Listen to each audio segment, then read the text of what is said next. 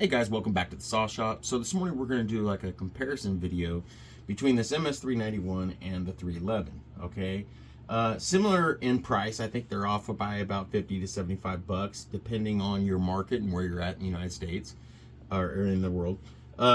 So I get a lot of questions, hey, what's the difference between these saws? Well, truth of it is, besides what, 59 point something, so like 60 cc's and 64. So we're looking at like what, 5 cc's difference. That's the main difference. They're both clamshells, which, just to be honest, I don't prefer them. I really don't, especially working on them. They're a pain in the butt. I mean, hey, it's no worries, and we port them and we deal with them quite a lot. But as far as getting into them and that kind of stuff, typically some people may disagree. However, most of the time you'll find your clamshell saws are not your typical pro saw, okay?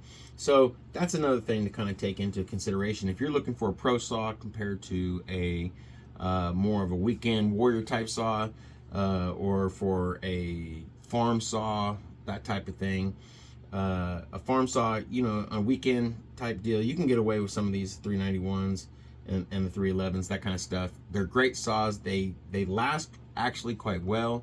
But I get a lot of questions about, hey, which saw do you prefer? I started with Husqvarna, really love my Husqvarnas. I still love my Husqvarnas, guys. However, I do find I love working on the old school stihl saws, okay? And we're talking 440s, 460s, 660s, 880s, things like this. And so my favorite saw in the world, 380. And so anyway, and so these newer type saws, hey, for the budget and where you're at, which one is my favorite saw? Okay, well, I'm gonna say from experience, I've had these saws for over a year and I've used them both extensively. I mean, they get used weekly, okay? And I would say the 391, I mean, there is no replacement for displacement, right, guys? And so I would say just hands down the 391, it has more power. I know both of these are ported saws, okay? And so, and ported about equally, good firewood ported saws, good running saws. This is important when we talk about porting saws. If they don't run well, then what good are they, correct? And so I would have to go with the 391 just for displacement purposes, And again, they're not far off in price. I mean, you're already spending $500 something. Why not, right? I know that the 391, at least in my opinion, ports better. It just does. It takes to porting better. Now, a lot of this probably has to do with simply because it's a bigger saw. Okay, it's, we're talking 5 cc's, and in itself, it's not that big of a difference. What are we talking? Kind of like the difference between a big bore kit, right? But I can tell you that it just seems like the 391 is more snappy. Okay, has more trigger response, in my opinion, and I like it. Now, with having said that, there is nothing wrong with this 311 at all. I love it. This was a saw that me and a friend had done in kind of in the beginning of the channel, and I love this saw. It's one of the reasons it is still here, to be honest with you, is because I think a lot of the guy that we made the trade with. And so I love this 311. I really do. Like I said, it has been a great saw, and so I am going to end up going back into this one and going a little bit more intense rather with the porting with it, and that maybe even may speak a little bit more to, we're talking about how the displacement. I wanted to pick up a little bit. Like I said, my favorite saw in the world is a 038, 380 mag, stihl. Talk about reacting well to port work. I mean, again, if we're talking about, I get a lot of emails talking about between these two saws, the 391 and 311, take that money, go buy you a good solid used, say 440 or 460. The pounds are off by a pound or so or two. What is it? Something like that. 16, probably maybe just a pound. And I mean, that 440 or 460 will just rock your world. A 380, guys, you know what I mean? A mag. So I mean, that's just my opinion, guys. Actually, this 391 is having a it's having an issue with its kill switch, and I don't know what it is. So we're gonna go ahead and open it up real quick and continue talking about what's going on with it. I've done a lot of work to the shop here. You guys noticed the big change. Some spalted sycamore and black walnut and different stuff. Been doing a lot of bandsaw milling. As many of you guys know, we did a lot of work with the PM14. Love the PM14. It has a great practical application to it. You know, if you're out in a remote location or even that's, you know, that's what you got. Boy, that thing's tight. You know, where you don't want to take a portable bandsaw or can't get a portable bandsaw to.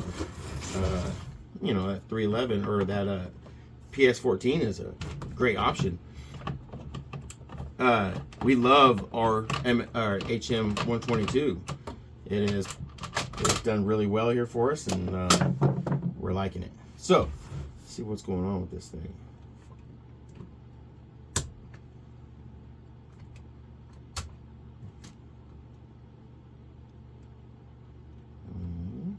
We're missing a piece. There is a piece that goes right here, huh, guys? It comes over here to the kill switch, so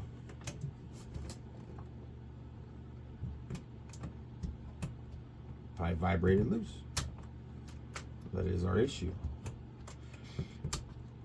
You know, another issue with these saws are they tend to leak, and a lot of people blow them up.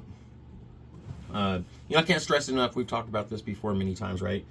Saw maintenance, right? Go into your saw, make sure everything's tight. Make sure your intake is tight. But it seems like these, you know, like here we are, I'm missing a kill switch, piece of the kill switch. And that's simply just because of vibration. You know, these things vibrate like you ain't never seen. You know, and each saw isn't without their issues, you know. There's a list of them, really. I mean, that people have had a lot of things. And some of these saws, particularly the 311, and we ain't picking on it, tend to have been known to be a turd saw, okay? The 311 particularly. And so, you know, again, that's one of the reasons why I'm talking about going back in and importing it. Again, like I said, it's special to me, but, you know, it is what it is. I like the saw. I really do. I really like the 311. But I'd like to give it a little bit more power. But it's always a good idea to go into these things and, you know, from time to time and check, make sure everything's tight. You know what I mean? Because one of the fail spots are these O-rings, and you know, if you suck things into your intake, you're going to have an issue. Or, I mean, obviously it goes right into your cylinder, and so it's been one of the fail spots, and one of the reasons why they blow up. Make sure your muffler is tight, make sure your cylinder's tight from time to time, and you know, you'll have less problems. Keep it clean, guys. Absolutely keep it clean. A saw is only as good as the maintenance you run on it. So we're going to have to get one of these pieces. Simply when you come down, it makes connection. I mean, you can choke it and kill it, but who wants to do that? And it's really not that safe. But I'll have to order one. I'm certain you can get them. But I appreciate you guys tuning in. I just wanted to put out a quick video. It seems like in the last week I've had about 10 emails about these saws, and so wanted to kind of get it out there. We do a lot of clone saws, most of y'all know. We're getting ready to do a 440 build, a Holzforma 440, and kit saw build. I've had a couple come through here. We built them, and out they go. Non-ported saws, and I've wanted one. So it's gonna be a personal saw. We're gonna build it and do mean things to it, and I've got some tricks we're gonna pull out, maybe some piston notching, and some different stuff like that. It's an easy way to raise your transfers, okay? If you don't have the tooling for it, okay? We do have a 90. Oh, you know, I didn't even put the. put the air filter back on. We do have a grinder for it, but I want to put out a way, and this has worked in the past for me, man. It is if you're just using a Dremel or something like that, and I have absolute practical application facts on how this works, you know, because as far as like longevity of the saw, I've torn them apart after several hundred hours of use, maybe 150 hours or better of use, and the piston notching, where, you know, you just take a little off the side over where the upper transfers are, and over time it has held up extremely well. No issues with it. And then I lighten the piston a little bit, but we'll go more into that in this video, probably coming out this weekend. And always put your air filters back in, huh, guy? Talk about ruining a saw real quick. Of course, this is gonna come apart before it goes back out. But anyway, I appreciate you guys tuning in. Love the bandsaw from Woodland Mills. We've been running Ripper 37 blades from Jerry's Resharp out in Kentucky. We love those blades, man. We love those blades. I mean, they are cutters.